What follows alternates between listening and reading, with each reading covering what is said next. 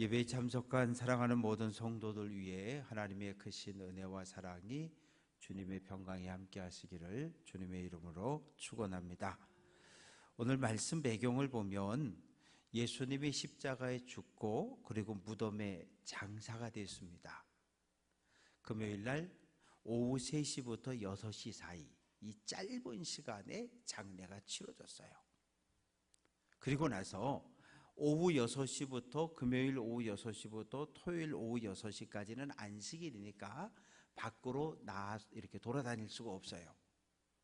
그리고 안식 후 첫날 토요일 날 오후 6시 이후부터 그리고 그 다음 날, 그런데 오늘 말씀에 보면 그 28장 1절에 보면 안식일이 다 지나고 안식 후 첫날이 되려는 새벽에, 그러니까 토요일 날 오후 6시부터 한밤중을 지나고 오늘날 주일 새벽 해가 떠오르기 바로 직전, 그 시간에 예수님의 무덤을 찾아가는 두 여인이 있는데 막달라 마리아라고 하는 여인하고 그냥 또 다른 마리아, 그렇게 성경은 기록을 하고 있습니다. 그런데 28장 1절부터 쭉 말씀을 살펴보면 가보니까 무덤 문은 열렸고 들어가 보니까 예수님의 시체는 없고, 그런데 주의 천사가 말하기를 너희가 예수를 찾는구나. 예수는 여기 없어. 예수는 살아나셨어. 예수님은 갈릴리로 갔어. 그러니까 너희들 얼른 제자들에게 가서 예수님이 다시 살아나셨습니다. 갈릴리에서 만나자고 천사가 우리에게 알려주었습니다. 그래서 여인들은 들고 뛰기 시작합니다. 왜? 이 두 여인들도 알고 있었어요. 무엇을? 마태복음 26장 32절에서 그러나 내가 살아난 후에 너희보다 먼저 갈릴리로 가리라, 예수님 말씀하셨거든요. 예수님이 제자들에게 말씀하셨고 제자들의 입을 통해서 퍼진 말씀을 이 여인들도 기억을 하고 있었어요. 그래서 제자들이 또 예수님을 따랐던 사람들이 예루살렘에서 어디로? 갈릴리로 내려갔습니다. 그런데 갈릴리로 내려가는 길은 멀어요. 사마리아를 관통해서 직선으로 가면 3, 4일이면 가지만 여리고로 내려가서 요단강 건너서 베레아로 쭉 올라가면 그러면 일주일 이상을 걸어가야 해요. 3일 길을 걸었는지 일주일을 걸었는지 하여튼 모르지만 갈릴리 어느 산에 도착을 했습니다. 그런데 산에서 만났는데 어느 산인지 또 기록이 없어요. 그런데 마태에게 산이라고 하는 것은 대단히 중요한 의미가 있습니다. 왜요?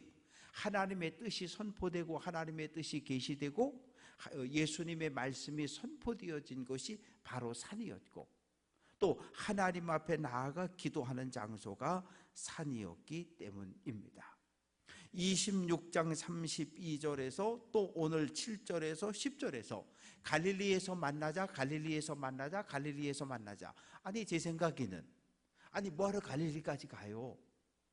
예루살렘 한쪽 구석 아리마대 사람 요셉의 무덤에서 거기서 부활하셨으면, 거기서 다시 살아나셨으면 예루살렘 성전 뜰에서 만나자 그러면 얼마나 멋있었겠어요. 그런데 갈릴리에서 만나자는 거예요. 갈릴리에서. 왜?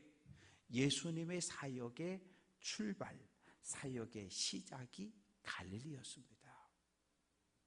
그리고 예루살렘에서 예수님과 예수님을 따르는 사람들이 모이면 대제사장, 로마 군인들, 헤로데의 군사들, 성전 경비병들이 그냥 두겠어요? 또 잡아다가 또 죽이죠. 그래서 갈릴리로 내려갔는데 로마 정부와 대제사장과 유대 종교 지도자들의 눈을 피하기 위해서, 또 예루살렘에는 마가의 다락방에 120명 정도 모였는데 엄청나게 큰 방입니다. 500명이 모일 만한 공간이 예루살렘에서 찾기 어려웠던 거예요. 그래서 갈릴리에서 만나자. 그런데 오늘 말씀에 보면 참 희한한 말씀이 있어요. 17절, 예수를 배웠고 경배하나 아직도 의심하는 사람들이 있더라. 아니, 도마는 다른 제자들이 도마, 예수님 부활하셨어. 다른 제자들은 다 이렇게 숨어 있었고 도마만 그때 아마 마트 시장에 갔다 왔나 봐요. 양식 사러. 그때 예수님이 오셔서 도마는 못 만났단 말이에요. 다른 제자들이 도마, 예수님 부활하셨어. 부활하신 예수님이 오셨다 가셨어. 못 믿겠다잖아요. 어떻게 하면 믿어요? 보고 믿겠다잖아요. 보고 믿겠다는 게 잘못된 건 아니에요. 과학적, 합리적, 이성적으로 내가 눈으로 보고 창자국, 못자국 다 찔러보고 그러고 내가 믿겠다는데 그게 뭐 잘못인가요? 잘못은 아니에요. 도마는 봐야 믿겠다 그랬는데 오늘 말씀은 예수를 배웠고 경배하나 아직도 의심하는 사람들도 있더라. 아니, 보고도 못 믿겠다는 거예요. 봤는데 못 믿겠다는 거예요. 그럼 왜 도대체 예수님의 제자들 말고 그곳에 모였던 사람들의 숫자가 고린도전서 15장 6절은 500명이라고 그랬어요. 왜? 부활한 예수님을 일시에 500명이 보았다고 성경은 기록하고 있거든요. 예수님의 제자들 위에 예수님을 따랐던 많은 사람들이 갈릴리에 500명이 모였던 거예요. 그러니까 제자들 말고 그 500명 가운데 예수님을 보기는 보았는데 의심한다는 거예요. 의심이라는 단어하고 불신앙하고는 좀 다른 거예요. 의심이라고 하는 것은 맞나? 틀렸나? 망설이는 거예요. 흔들리는 거예요. 흔들리는 거.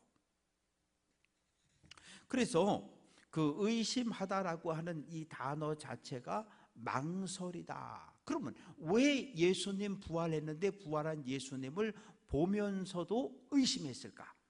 그 이유는 예수님이 갈릴리에서 제자들과 함께 다니면서 병 고치고 오병이어 기적을 행할 때 이 얼굴, 이 모습이 아니었기 때문에 그래요. 부활은 하셨는데 다시 살아나기는 하셨는데 어떤 모습으로? 고린도전서 15장 44절 같이 한번 해볼게요. 신령한 몸으로 다시 살아났다. 예수님이 다시 살아난 건 맞아요.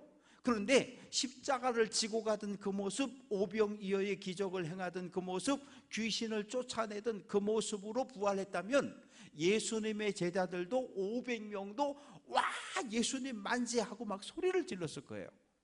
근데 신령한 모습으로 예수님이 부활을 하니까 예수님을 보고도 저분이 오병이어의 기적의 현장에서 나에게 생선과 떡을 먹게 한 그 예수님이 맞나? 아닌가? 의심이 들었던 거예요. 예수님이 맞아 말하기도 조금 이상하고, 그렇다고 예수님이 아니라고 주장하기도 그것도 어렵고, 그래서 왔다 갔다 흔들 이 상태를 의심이라고 표현을 합니다. 그러면서 또 드는 생각이, 아니 십자가에 못 박혀 돌아가시기 전, 십자가에 못 박혀 죽었을 때에 그 예수님 대하는 거하고 지금 다시 살아나는 부활한 예수님, 신령한 몸으로 다시 살아나신 예수님을 이거 어떻게 대해야 되지? 똑같이 대해야 되나? 아니면 더 높게 대해야 되나? 그럴 수 있잖아요. 이 친구였다가 갑자기 뭐 어떤 사람은 대통령도 되고 어떤 사람은 국회의원도 되고 어떤 사람은 장관도 되고, 그러면 어제까지 야 너 한잔해 이러다가 어떻게 돼요? 그 다음부터 말 붙이기가 쉽지 않은 거예요. 왜? 이거 말 잘못했다간 또 한 소리 들을 수도 있고 눈치가 보이고 신경이 쓰이니까. 그래서 모여들었던 많은 사람들이 부활한 예수님을 보고도 의심을 했다, 망설이는 사람들이 많았다라고 이야기를 합니다. 이제 예수님께서 말씀을 하십니다. 하늘과 땅의 모든 권세를 하나님이 나에게 주셨다는 거예요. 하늘, 땅, 우주 전체의 권세를 하나님이 누구에게? 아들 예수에게, 부활한 예수에게 주셨다는 거예요. 하나님의 능력이 이 땅에 나타나는데 반드시 누구를 통해서? 아들 예수를 통해서 하나님의 능력이 나타난다고 말씀을 하십니다. 예수님은 이 땅에 있는 동안에 세례를 받고 이 비둘기 같은 성령이 임했고, 그리고 능력을 행하시기 시작하십니다. 아기 예수님부터 시작해가지고 30세 이전에 예수님이 기적을 행했다는 이야기는 하나도 없어요. 그냥 완전한 인간으로 사셨던 거예요. 목수로 사셨던 거예요. 마리아의 아들로, 요셉의 아들로 살았던 거예요. 왜? 완전한 인간의 모습으로 오셨으니까. 그래서 아기 예수님은 기적을 행하지도 않고 능력을 행하지도 않고 귀신을 쫓아냈다는 이야기가 전혀 없어요. 그러다가 공생의 사역을 시작하기 직전에 비둘기 같은 성령이 예수님에게 임하고, 그때부터 예수님은 하나님의 능력, 하나님의 사역을 시작을 하십니다. 19절 말씀 보면 너희는 가라는 거예요. 누구에게? 모든 민족에게. 모든 민족에게. 그런데 예수님은 뭐라고 말씀하셨어요? 마태복음 15장 24절, 예수께서 대답하여 이르시되 나는 이스라엘 집에 잃어버린 양, 하나님의 백성 유대인에게 복음을 전하러 왔다고 말씀하셨거든요. 그런데 지금 예수님은 제자들에게 너희는 가. 누구에게? 모든 민족에게 가라는 거예요. 모든 민족에게. 오늘날 이 땅에 그 나라의 숫자하고 민족의 숫자하고는 달라요. 나라는 수백 개지만 민족의 숫자는 수만 개, 2만 4천 개가 넘는다 그래요. 민족의 숫자는. 그래서 모든 민족에게 가라는 거예요. 가서 복음을 전하라고 말씀을 하십니다. 그런데 사랑하는 성도 여러분, 우리가 가야 할 현장은 어디일까요? 아니, 우리 보고 가라 그랬는데 우리가 뭐 바울처럼 뜨거운 열심을 가지고 저 수원까지, 청주까지 복음 전하러 가는 일은 거의 없어요. 거의 없어요. 웬만하면 그렇게들 안 해요. 근데 정말 누군가를 사랑하게 되면 서울에서 평창까지 와요. 왜? 친정아버지 전도하겠다고. 서울에서 원주까지도 와요. 뭐 하려고? 고등학교 동창 전도하겠다고. 그러나 하나님께서 우리에게 가라고 하는 현장은 우리가 두 발 딛고 살아가고 있는 우리 지역사회, 그리고 가정, 이웃들. 디모데후서 4장 2절, 너는 말씀을 전파하라. 때를 얻든지 복음을 전해서 나 예수 믿겠습니다. 그럴 때도 있지만 때를 못 얻든지 3년, 4년, 5년, 6년 복음을 전했는데도, 교회 가자 그랬는데도 안 와요. 그런데 어느 날 보니까 딴 교회 가서 등록하고 있어. 괜찮아요. 왜? 내가 6년 동안 전하는 건 내 일이고 그 사람이 등록하고 구원받고 신앙생활하는 것까지 내가 다 하려고 할 필요가 없어요. 복음을 전해주면 되는 거예요. 복음을 전해주면. 그래서 우리가 무당에게는 복음을 전할 필요가 없다. 아니, 그렇게 생각할 필요가 없어요. 할머니, 이거 전도지 한번 읽어보세요. 그냥 주고 가면 되는 거예요. 읽든지 말든지 하는 건 그 무당 할머니가 할 일이고. 그런데 인생에 결정적인 문제가 생겨지면 그 전도지를 보고 교회를 떠올리더라는 거예요. 그러니까 우리가 할 일은 그냥 전하면, 씨를 뿌리면, 아예 씨도 안 뿌리고 저 사람은 무당이니까, 저 사람은 뭐니까, 저 사람은 뭐니까, 나랑 관계가 나쁘니까 그럴 필요는 없다는 거예요. 때를 얻든지 때를 못 얻든지, 내가 복음을 전해서 아멘으로 받아들일 수도 있고 거부할 수도 있고, 상관없이 우리에게 주어진 일은 씨를 뿌리고 복음을 전하는 일입니다. 그래서 어떤 경우에도 실망하지 않고 복음을 전하고 기도하는 성도 되시기를 주님의 이름으로 부탁드립니다. 가라. 그리고 모든 민족에게 복음을 전하고 뭐 하라고요? 제자를 삼으라고 말씀을 하십니다. 그런데 이 제자를 삼는 거 쉽지 않아요. 제자를 삼는 것은 학교에서 이렇게 선생님에게 배우는 아이들을 학생이라고 이야기합니다. 학원에 가면 강사 1타, 2타, 3타 강사를 통해서 국어, 영어, 수학을 쫙 배우잖아요. 학생이라는 표현을 써요. 제자라는 표현을 잘 쓰지 않습니다. 배우는 사람이 학생이고 가르치는 사람이 선생이에요. 그런데 제자라고 하는 단어의 의미는 따라가는 사람이라는 의미를 가지고 있어요. 따라가는 사람. 마태복음 11장 29절 예수님께서 나는 마음이 온유하고 겸손하니 나의 멍에를 메고 내게 배우라. 예수님과 함께 멍에를 메라는 거예요. 그러면 멍에를 어떻게 맵니까? 우리나라는 밭을 갈 때 소 한 마리 멍에 이렇게 해가지고 뒤에다가 쟁기해서 한 마리가 밭을 가는데, 유대는 반드시 2마리가 멍에를 같이 메고 가는데, 하나는 어미소, 하나는 송아지가 가는 거예요. 그러면 송아지가 힘을 써요? 아니요. 송아지는 그냥 엄마 옆에 목이 같이 묶여가지고 그냥 같이 가는 거예요. 같은 방향으로 그냥 가는 거예요. 힘은 다 엄마 소가 쓰는 거예요. 그러니까 예수님께서 우리에게 나와 함께 멍에를 매자는 거예요. 그럼 멍에는 실제로 힘은 누가 써요? 예수님이 쓰고, 우리는 뭐예요? 송아지처럼 그냥 예수님 옆에 따라가는 거예요. 그게 멍에를 메고 내게 배우라는 말입니다. 그래서 제자라고 하는 단어의 의미는 선생님을 따라가는 사람이 제자인 거예요. 그래서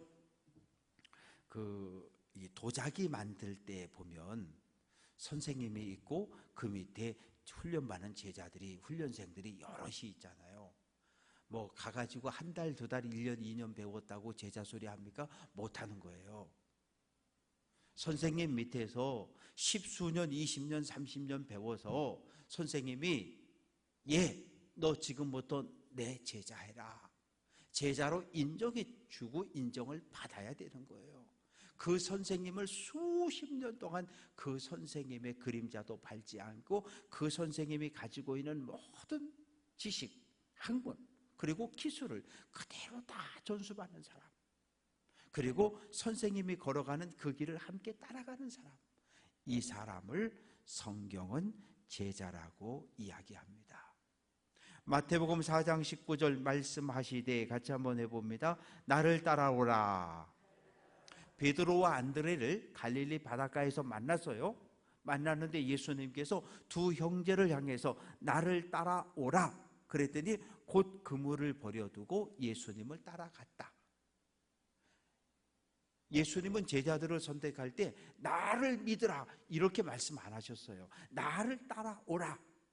그래서 베드로도 야고보도 안드레도 요한도 다 예수님을 따라온 거예요.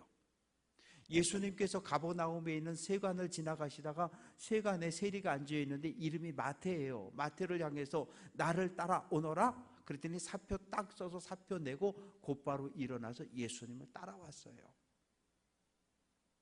예수의 제자가 된다는 건 예수의 뒤를 따라간다는 거예요. 그래서 예수님이 12명의 제자를 불렀는데 이 12명의 제자 가운데는 다양한 직업을 가진 사람들이 있어요. 베드로, 야고보, 요한, 안드레, 시몬 해가지고 이런 사람들은 뭐예요? 어부, 고기 잡는 어부들. 또 마태는 가버나움의 세리, 세무공무원. 또 가론, 유다 같은 사람은 열심당원. 무력으로 무장 봉기해가지고 총과 칼로 로마 제국과 싸워서 유대를 해방시킬 이런 꿈을 꾸고 있는 독립투사.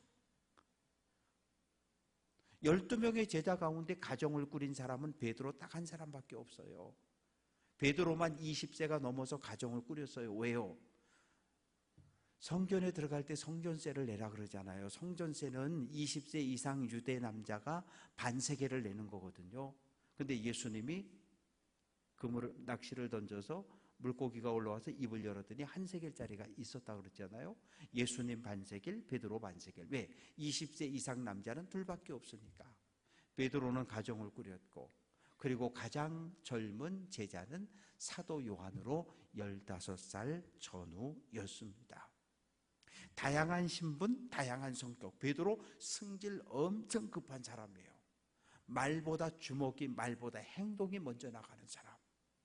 예수님이 겟세마네 동산에서 체포될 때 칼을 뽑아서 말구의 귀를 자른 사람. 성격이 대단히 급해요. 그런가 하면 아주 또 눈으로 보고 만져보기 전엔 절대로 못 믿겠다고 주장하는 합리적이고 과학적인 이성을 가진 도마 같은 제자도 있습니다. 그런가 하면 스승을 갖다 파는 놈도 있어요. 누굽니까? 가룟 유다. 3년 동안 예수님께 소망을 두고 예수님을 따라다녔어요. 그런데 어느 날부터 자꾸 예수님이 죽는다 4번이나 죽는다 그러시는 거예요. 아니, 예수님이 지금 죽으면 안 되죠. 유대의 왕에 대해서 수만 명의 군대를 모아서 로마 제국과 싸워서 유대를 해방시키고, 이 유대 땅, 저 애굽 땅까지 다 다스리는 왕이 돼야 나도 국무부 장관도 하고 국방부 장관도 하고 한 자리 할 텐데, 그런데 예수님을 3년 동안 쫓아다녔는데 마지막 예수님 예루살렘 성전에 들어오셨을 때 가만 보니까 이젠 틀린 거야. 지난 3년 동안 예수에게 소망을 두고 쫓아왔는데 그 소망이 꺼진 거예요. 그래서 어떡합니까? 자기 발로 대제사장을 찾아가요. 그래서 마태복음 26장 15절, 내가 예수를 너희에게 넘겨주리니 얼마나 주려느냐. 예수님을 배신하기로 하고 몸값을, 포상금을 흥정하는 거예요. 은 몇 개 준대요? 30개. 은 30개는 노예 한 사람의 몸값입니다. 요셉은 은 몇 개에 팔려갔어요? 20개. 왜? 아직 어렸으니까. 17살. 예수님은 30이 넘었으니까 은 30개. 노예 한 사람의 몸값을 받고 자기 스승을 팔아 넘깁니다. 아니, 어떻게 이럴 수가 있어요? 어떻게? 그런데 요한복음 12장 3절 말씀을 보면 마귀가 벌써 시몬의 아들 가롯 유다의 마음에, 같이 한번 해볼게요. 예수를 팔려는 생각을 넣어더라. 야, 유다, 네가 생각했던 예수 아니지? 유대왕 아니지? 정치적인 메시아 아니지? 바로 배신 때려. 예수를 부인하고 예수를 배신하고 예수를 팔라는 생각을 끊임없이 누가, 마귀가 가룟 유다의 생각 속에 집어넣어 준 거예요. 집어넣어 준 거예요. 그러니까 벌떡 일어나서 찾아가서 예수를 팔아 버리는 거예요. 가룟 유다만 이래요? 우리도 그럴 수 있어요. 우리도 그럴 수 있어요. 우리도 내 마음에 안 들면, 내 생각하고 다르면 그냥 자리를 박차고 일어나요. 우리도 그럴 수 있어요. 우리도 예수를 버릴 수 있고, 우리도 예수를 부인할 수 있고, 우리도 그럴 수 있어요. 그럼 다른 11명의 제자들은 어떻습니까? 겟세마네 동산에 올라가서, 얘들아, 내가 마음이 심란해. 마음이 고통스러워. 나와 같이 깨어서 기도해줘. 나를 위해 기도해줘.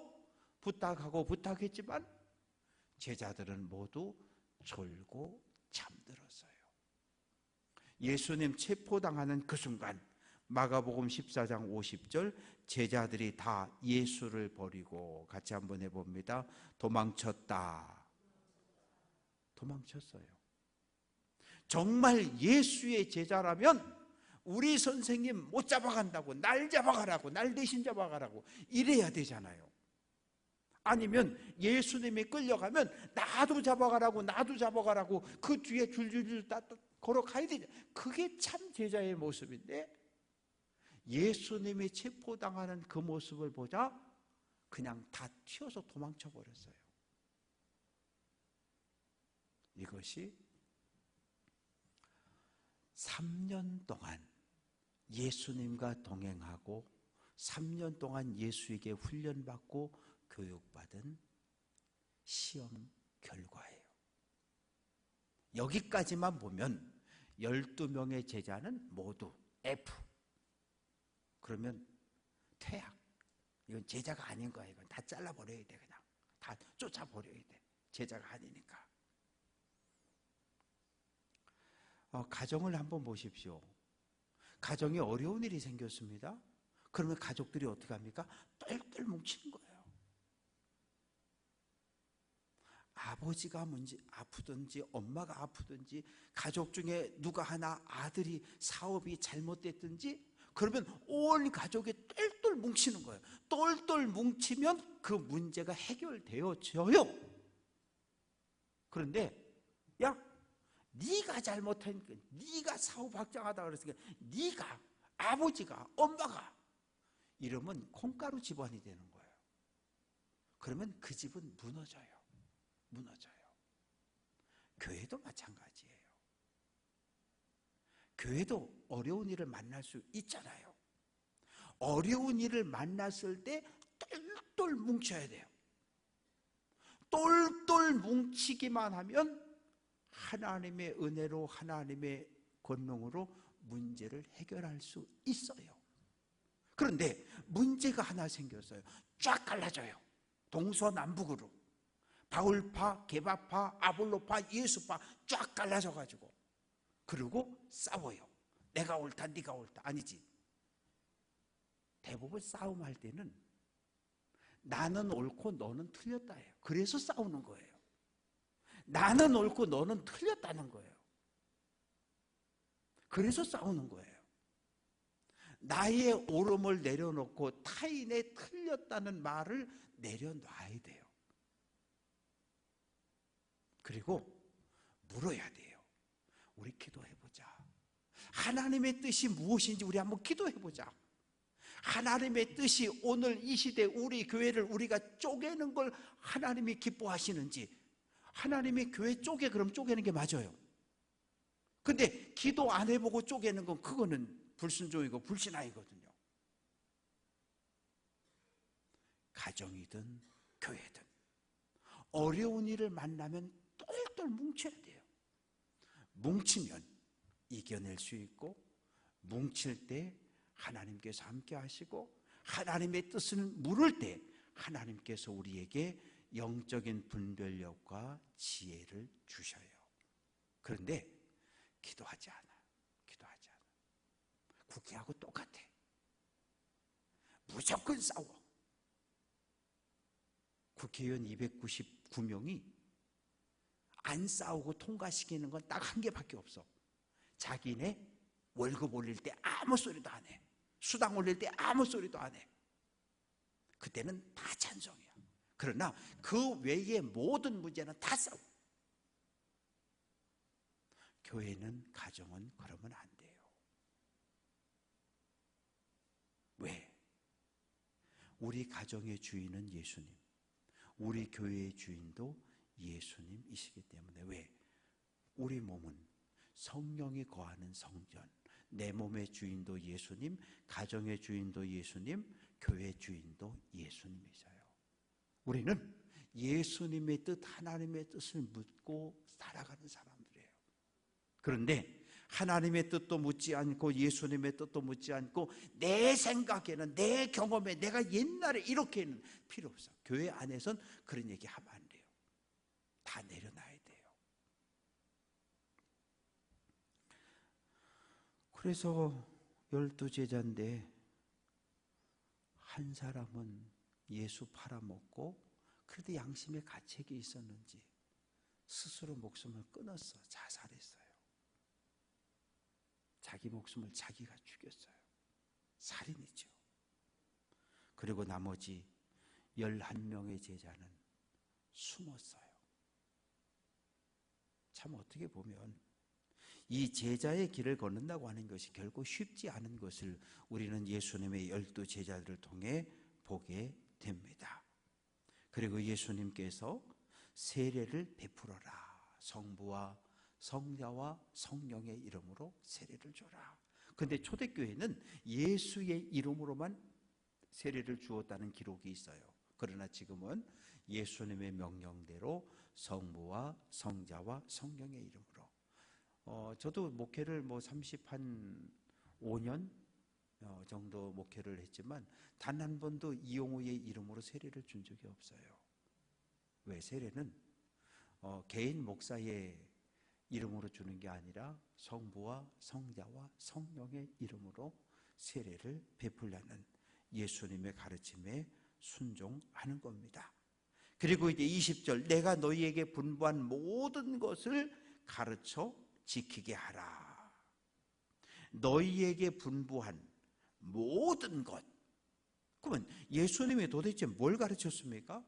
부활한 예수님이 40일 동안 이 땅에 있으면서 제자들에게 뭘 가르쳤어요? 사도행전 1장 3절은 40일 동안 제자들에게 보이시며, 같이 한번 해볼게요. 하나님 나라의 일을 말씀하셨다. 예수님의 관심은 하나님의 나라예요. 마가복음 1장 15절 예수님의 첫 설교입니다. 이르시되 때가 찼고 하나님의 나라가 가까웠으니 회개하고 복음을 믿으라. 예수님의 첫 설교는 하나님의 나라가 가까이 왔다는 거예요. 요즘 그럼 도대체 하나님의 나라는 어떤 나라가 하나님의 나라일까요? 요즘 우리 정부를 무슨 정부라고 불러요? 윤석열 정부 이렇게 부르잖아요. 윤석열 정부라고 하는 말의 의미는 뭐예요? 대통령 윤석열이 다스리는 나라라 그런 뜻이에요. 우린 지난 1년 동안 윤석열 대통령의 다스림을 받으면서 지난 1년을 보내온 거예요. 또 그 앞에는 문재인 정권, 또 그 앞에는 박근혜 정권, 이렇게 대통령이 바뀔 때마다 그게 바뀌는 거예요. 누가 왕이냐에 따라서, 누가 대통령이 되느냐에 따라서. 그러면 하나님의 나라라고 하는 것은 누가 다스리는 나라예요? 하나님이 다스리는 나라, 하나님의 통치를 받는 나라가 하나님의 나라인 거예요. 그러면 누가 하나님의 다스림과 하나님의 통치를 받을까요? 하나님을 왕으로 인정한 사람들, 하나님을 왕으로 모신 백성들. 어디서 약속한 거예요? 시내산에서. 나는 너희를 보호해 주겠다. 하나님, 우리는 하나님만을 우리의 왕으로 모시고 살겠습니다. 그래서 이스라엘, 하나님, 이스라 다스림을 받다. 하나님의 다스림을 받는 민족이, 백성이 이스라엘인 거예요. 그래서 하나님은 가나안 땅에 들어가서 하나님의 나라, 이 바로의 통치, 바로의 다스림을 받던 애굽을 떠나서 하나님의 다스림을 받는 하나님의 나라가 가나안 땅에 세워지기를 원하셨던 거예요. 왜? 하나님의 백성이 바로의 통치를 받으며 사니까 못 살겠는 거예요. 죽을 것 같은 거예요. 아침부터 저녁까지 맨날 일만 시키고 먹을 것도 잘 안 주고. 그래서 출애굽해서 약속의 땅 가나안을 갔는데 그 가나안 땅에 또 다른 애굽이 만들어진 거예요. 왕이 권력을 가지고 백성을 짓밟고 억압한 이런 나라. 그래서 하나님께서 가나안 땅을, 예루살렘을 심판하시게 됩니다. 사랑하는 성도 여러분, 하나님의 나라는 하나님이 다스리는 나라인데, 즉 하나님의 말씀이 성취되고 실천되고 이루어지는 나라가 하나님의 나라인 거예요. 가정이 하나님의 나라 천국이 되려면 가족 모두가 하나님의 말씀에 순종할 때 가정은 천국이 되는 거예요. 근데 가정에 종종 폭군들이 있어요. 어떨 땐 아버지가 폭군 노릇을 해요. 술 먹고 들어와서 소리 막박 지르고 막 주먹 때리고 폭력 행사하고, 아버지가 깡패고 왕이야. 그 가정은 지옥이 되는 거예요. 지옥이. 그래서 가정이 천국이 될 수도 있고 지옥이 될 수도 있는데, 하나님의 나라 천국이 되려면 가족 모두가 하나님의 말씀에 순종할 때 가정 천국이 되고, 교회는요, 교회는 천국을 경험할 수도 있고 지옥을 경험할 수도 있는 거예요. 지옥 경험해 보셨잖아, 몇 년 동안. 지옥을 경험들을 해 보셨어요. 어느 누구도 교회 와서 행복하지 않아요. 기쁘지 않아요. 즐거움이 없어요. 그저 어떻게 하면 이길까? 어떻게 하면 승소할까? 그거밖에 관심이 없어. 어떻게 하면 누를까? 그거밖에 관심이 없어. 그건 하나님의 나라가 아니에요. 왜? 평화가 없으니까. 평화가 없으니까. 사람의 목소리가 큰 곳은 하나님의 나라가 될 수가 없어요. 하나님의 나라는 하나님의 말씀이 선포되고 하나님의 말씀에 아멘으로 순종하는 공동체가 하나님의 나라가 되는 거예요. 근데 목사가 깡패가 될 수도 있잖아요. 목사가 깡패가 될 수도 있어요. 그건 참 불행한 거죠. 불행한 거예요. 그래서 가정도 교회도 우리가 이 땅에 살면서 하나님의 나라를, 천국을 경험해야, 이 다음에 이 땅에 살면서 경험하는 천국도 이렇게 행복하고 좋은데, 이 다음에 내가 죽어서 가는 하나님의 나라도 더 행복하겠지, 그 꿈과 소망을 가지고 천국을 바라보며 믿음의 길을 걸어가는 거지. 가정도 지옥이고 교회도. 근데 무슨 천국이 뭔 의미가 있었죠? 아무 의미가 없어요. 바라고 조망하는 것은 가정도 교회도 천국을 경험할 수 있는 귀한 성도들 될 수 있기를 주님의 이름으로 축원합니다. 볼지어다 내가 세상 끝날까지 너희와 항상 함께 있으리라. 임마누엘, 하나님 우리와 함께 하신다. 임마누엘, 우리가 되게 좋아하잖아요. 그런데 하나님의 말씀에 순종하고 거룩함을 유지하고 회복할 땐 하나님 나와 함께 하는 것이 좋아요. 그런데 내가 오늘 하나님 말씀대로 살아내지 못하고 불경건하고 신앙 없는 삶을 살아갈 때 하나님 나와 함께 하는 건, 이건 끔찍한 거예요. 이건 끔찍한 일이에요. 왜? 하나님 앞에 설 수 없어요. 책망받을 일밖에 없으니까. 사랑하는 성도 여러분, 우리 자신들에게 한번 스스로 질문을 던져봅시다. 나는 예수의 제자가 맞나? 나는 예수의 제자가 맞나? 내 안에 성령이 계시나? 사도 바울은 예수 믿고 구원받은 성도들을 향해서 성전이라고 이야기했는데, 성전이 되려면 내 안에, 내 몸 안에 성령이 계셔야 되는데, 예수님이 계셔야 되는데, 내 안에 정말 예수님이 계시나? 내가 오늘 하루를 살아오면서 예수님을 몇 번이나 떠올렸지? 내가 오늘 하루를 살아오면서 예수님을 의식하고 살았나? 이런저런 일들이 생길 때마다 예수님께 기도했나? 이런저런 생각들을 우리가 하고 살아야 돼요. 그런데 어떤 때는 너무 바쁘고 바쁘다 하다 보니까 하루 종일 기도도 안 하고 예수님을 떠올린 적도 없고 예수님을 묻지도 않고, 그리고 한 날을 살아갈 때가 있어요. 예수님 우리에게 제자가 되라고 말씀하셔요. 나를 따라오라고 말씀하셔요. 예수님의 부름에 아멘으로 응답하고, 힘들고 어려워도 주저앉지도 포기하지도 말고 예수님의 뒤를 끝까지 따라 하나님의 나라 천국까지 동행할 수 있는 귀한 성도들 될 수 있기를 주님의 이름으로 축원합니다.